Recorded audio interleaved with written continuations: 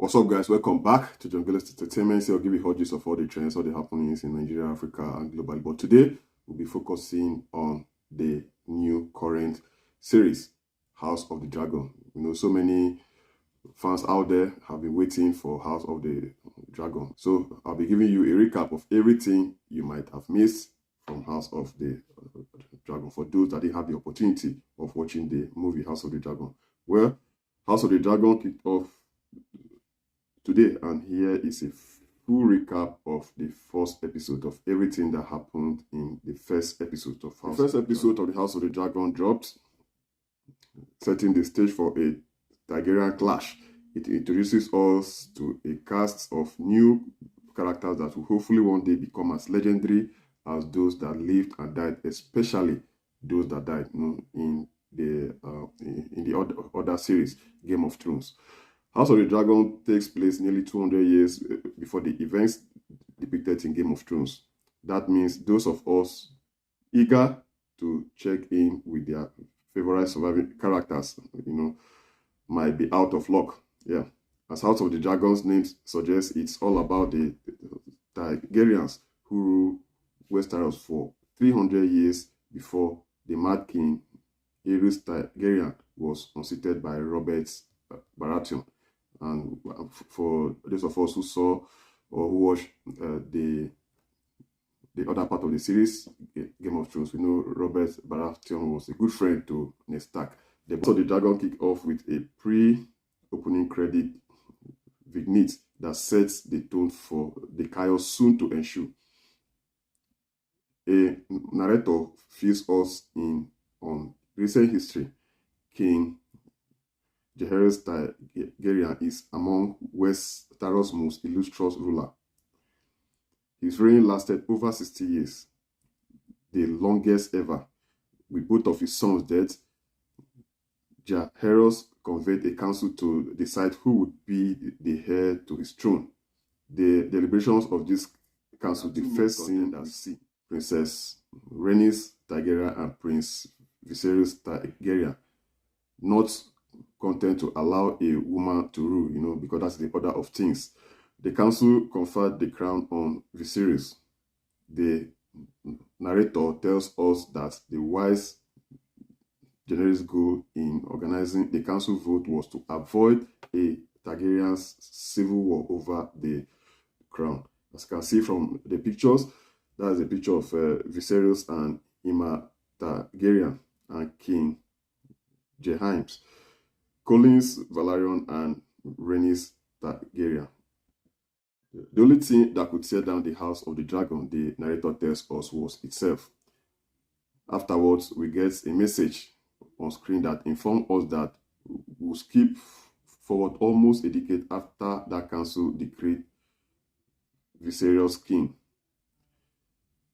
It is now the 9th year of King Viserys I Targaryen's reign. 172 years before the death of the Mad King Aerys and the birth of his daughter, Princess Daenerys Targaryen, the Khaleesi, the mother of dragon, the one that's featured in Game of Thrones, the one that was killed at the end of the season. Yes, that was season 8, episode 6, by her nephew Jon Snow. Well, as you can see from the picture, this is a picture of Rhaenyra Targaryen and Alicent Hightower. They are both the daughters of the king and the hand of the king. Let us talk about the Dragon Princess. After the credits, House of the Dragon reacquaints us with King's Landing. We see a silver-haired woman gliding along on a dragon, introducing us to Princess Rhaenyra Targaryen, the daughter of King Viserys. After dismounting from her dragon, links arms with Alicent Hightower, the daughter of King of the Hand Otto Hightower, that takes us on a nostalgic walk through the Red Keep. Rhaenyra enters into the chambers of her mother, Aemma, who is pregnant and just weeks away from giving birth. Rhaenyra says everyone is thinking about the baby, but someone needs to take care of Aemma, that is her mother. You will lie in this bed soon enough, Rhaenyra, Ima replies. This discomfort is how we serve the realm. In a reply which is, reminiscent of Arya Stark, Arya Stark in the Game of Thrones, Rhaenyra shoots back with a grin. I would rather serve as a knight and ride to battle and glory. Later on in the scene, we see Alicent Hightower try to tutor Rhaenyra under a redwood tree, but Rhaenyra isn't in the mood to study. Alicent says to her, Rhaenyra is always like this when she is worried, and supposes that Rhaenyra is worried she will be overshadowed by Viserys potentially having a son. Yeah, because from the order of things, a woman cannot rule the 7 kingdoms, or a woman cannot sit. I hope for my father that he gets a son, she says. As long as I recall, that is all he has wanted. She then says she's not interested in her position within the family. All she's interested in is riding on the dragon back, seeing the great wonders across the narrow sea, and eating only cake. According to Rhaenyra, she loves eating cake, and she doesn't lie to Alicent. Now, the scene moved us to something else, to the King's Council. We should remember that in Game of Thrones final season, we saw Cersei Lannister, demand complete control of the crown. She was a queen, and she was also the small council. House of the Dragon immediately reminds us how unusual this was, as we are quickly thrown into a small council meeting that has illustrious lords crowned around the king's when Lord Cullus Valerian, who commands the king's fleet, starts complaining of disturbances in the free cities, which Thrones, people that have watched Game of Thrones will remember that the free city includes places like Bravos, Pentos, Volantis. 3 of these cities are joining forces, calling themselves the Traki, and there's a chap called the Crab Feeder who tortures pirates by feeding them to the crabs. This reminds me of one character in Game of Thrones, the Bolton. Important matter is brushed aside by King Viserys and his hands Otto. Instead, they begin to focus on the Heirs tournament, jostling championship held on the day of Viserys' childbirth. Viserys glowed that a big celebration is required since he will surely have a boy. Grandmaster Melon says there's no way to tell what the sex of the child will be, but Viserys isn't hearing that. There's a boy in the queen's belly, I know it, and my hair will put all this damnable hand-wringling to an end. I know it. Wow. From what we saw, Viserys wasn't really a religious man, but he believed in his dream because he saw a vision. According to him, he saw a dream that the wife gave birth to a boy. As you can see, that is Otto Hightower, the hand of the king. Now, as the season progresses, as the Game of Thrones season 1, episode 1 progresses, they dived into family is a big family without a brooding uncle. One of the House of the Dragons opening scene introduces us to Daemon Targaryen, who has recently been named leader of King's Landing City Watch. Daemon has a chip on his shoulder. He's the younger brother of Viserys, so he's next in line to be king, but reckons he doesn't get enough respect on his name. Rhaenyra meets Daemon in the empty Great Hall, where she finds him ominously perched on the Iron Throne. She asks why he has returned since she never sees him at court. I heard your father was hosting a tournament in my honor, he says. The tournament is for his heir, she replies. Just as I said, he says with a smirk. Daemon is obviously a troublesome guy, but he descends the throne and shows his niece a necklace with a pendant made with Valerian steel. He gives it to her, and as we know, Targaryens are a Valerian bloodline. And what he did was that he placed it around her neck. Now you and I both own a small piece of our ancestry, said Daemon Targaryen, who is, as I said earlier, the younger brother of King Viserys. He caused a less conciliatory figure a few scenes later as he rides up the city watch. Daemon tells them they used to be a pack of stray dogs, but now he has trained them to be a pack of hounds. King's Landing is swamped in crime, but tonight, he says, its citizens will learn to fear the gold color. That precipitates the city watch storming through King's Landing in an orgy of violence. Hands, genitals, and heads are gruesomely chopped off, which ends up being a big headache for King Viserys. Otohide Soa is miffed, complaining to the king that a two-horse cart was needed to haul away the chopped off limbs.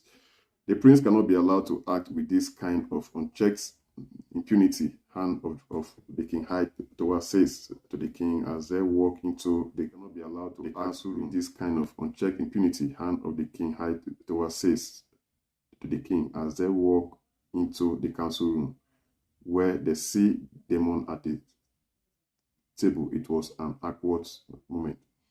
High Tower and Daemon Targaryen get into it over whether it was an indiscriminate show of violence or a necessary removal of criminals ahead of the Heirs tournament, which will see people from all across Westeros descend on the hasn't seen around the Vale in ages.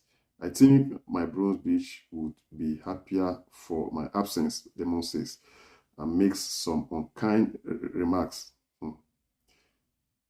about the relationship between men and sheep in the Vale. Daemon then tells High Tower for his own recent wife's passing, which swiftly enrages the hand. My brother makes sport of provoking you, Viserys says to High Tower. Must you indulge him? Viserys chides Daemon for his violent jests. Daemon accepts and walks out of the small council meeting. And from what we learned from this scene, the hand does not tally with the king's brother. They move in parallel lines. The king brother decides whatever it feels like, and the hand and the king's brother are not in terms. They are not in good terms. That is what we learned from this scene. Well, and King Viserys is not in perfect health. In one scene, we see him slump over a chair with ministers attending to him. He has a gross post-field gash on his lower back, which Viserys calls is merely a cause sustained from sitting on the most uncomfortable throne. And attending minister complains that the wound refuses to heal. Whatever it is, hand of the king Otohide says it needs to be kept quiet. About halfway through the episode, the Heirs tournament kicks off. It turns out the ministers got their timing spot on. Before the first jouts begin, King Viserys announces that Queen Aemma is in labor. The tradition here is for the Justin Knights to ask blessings from lords and ladies in the audience. The first we see is a Baratheon fellow asking for blessing from Rhaenys, who apparently is now known as the queen who never was. Daemon Targaryen appears, riding his horse into the arena. He gets to choose which of the knights he wants to joust with, and points to a knight from House High Tower. The knight that's the eldest son of hand of the king Otohide Tower. And we should remember, as I said earlier, that Daemon and Otto are not in good terms. Daemon defeats the High Tower lad, and then to add insult to injury, he rises by and asks Alicent High Tower, who is Otto's daughter, for her blessing. But Alicent reluctantly gave him her. Next up is Daemon against Ser Cole, the guy who beats the Baratheon. Cole on horses Daemon in the joust. Then Daemon's demand sword to sword combat. Despite Daemon's reputation as a great warrior, he is bested by Ko. There's no bloodshed in the battle. Ko disarms Daemons and Daemon yields. For the Hearst tournament, the king is informed of trouble. He rushes to Ima's chambers to find that the baby is in breach, and that attempts to turn the child the right way up have failed. The Grand Master says the queen is fighting, but it may not be enough. During a difficult bet, it sometimes becomes necessary for the father to make an impossible choice, to sacrifice one or to lose them both. Grand Master Melu says, there's a chance we can save the child, but the resulting blood loss is likely to kill the mother. We must either act now or leave it with the gods. Viserys evidently has little trust in the gods. He cradles Ima's arms. They are going to take the baby out now, he says, adding that he loves asking what is happening and saying she's scared. Once she realizes what's happening, once the Maesters prepare for her first session, she begs for mercy, pleading him to change his mind. It's a tough scene. It was really a tough scene. Congratulations, Your Grace, the Maester says over Viserys' shoulder as the king weeps over his dead wife's body. You have a son. Viserys names the child Bello, but unfortunately, he doesn't last long. In the next scene, a funeral is being held for both Ima and Bello. I wonder if during those few hours my brother lived, my father finally found happiness. Rhaenyra tells Uncle Daemon. She gives the Dracarys command, and the bodies are burned in Dracarys. After the funeral, the king finds himself at a small council meeting in which Otto Hightower, the Hand, implores him to immediately name a new heir. Sea Snake Collins Valerian says that Daemon is a rightful heir, but the Grand Maester says Daemon would destabilize the realm. Otto Hightower squashes the idea, saying it would be unwise to make a person with his own army the sitting watch a heir. I made Daemon Masters of Law, but you said he was a tyrant. King Viserys backed as Hightower as Master of Coin. You said he was a spendthrift. Putting Daemon in command of the City Watch was your solution. Hightower says Daemon should be kept as far away from the court as possible. Shortly after this, the Grand Maester implies that Daemon may plot to kill Viserys and take the throne. As Viserys dismisses the idea, we see that Daemon is peeping through a wall. He's dropping on the meeting. The Grand Maester says that in these circumstances, it would be improper for the king to name a heir. Hightower suggests Rhaenyra as she is the eldest child of the king. The other laws calls at the idea of a girl ruling, which would be unprecedented.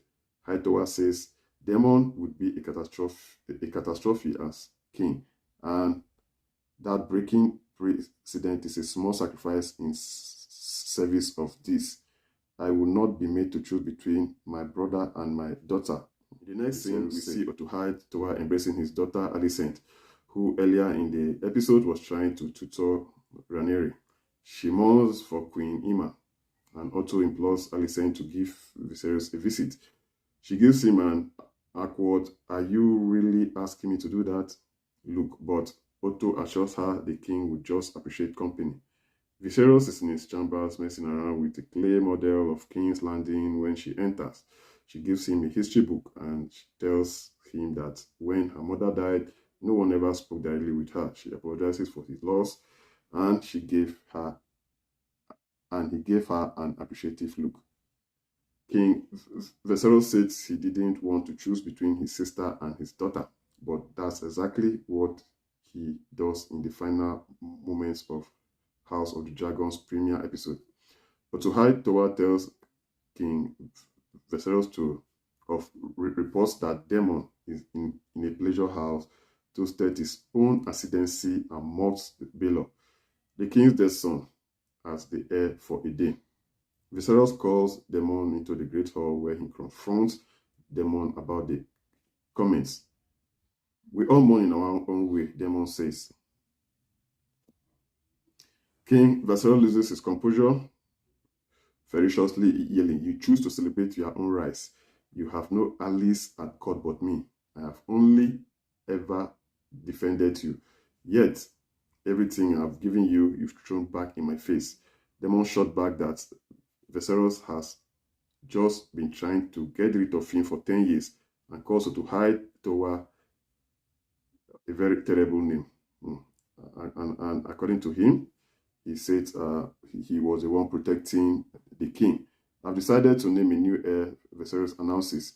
"You are to return to Runestone and your lady wife at once, and you are to do so without quarrel, by order of your king." Demon stares down at King Viserys as treacherous music plays and he walks off. The king sees that he's cut his hand with one of the blades on the Iron Throne. Another cut like the one on his back that won't heal. As I said earlier, the king wasn't feeling very well. He wasn't in good health. In the final scene, King Viserys anoints Rhaenyra as his heir. As he speaks with Rhaenyra in the Red Keep, we see a montage of Westeros lords, including the Baratheons and the Starks, pledging to support Rhaenyra as heir. "I'm sorry, Rhaenyra, I've wasted the years since you were born, waiting for a son," Viserys says to her. "You are the very best of your mother, and I believe, as I know she did that, you could be a great ruling queen," Daemon says. "Daemon was not made to wear the crown, but I believe that you were." Viserys' anointing ends with a prophecy passed down since the days of Aegon the Conqueror over 100 years prior. Aegon foresaw the end of the Wall of Men. It is to begin with a terrible winter gushing out of the distant north.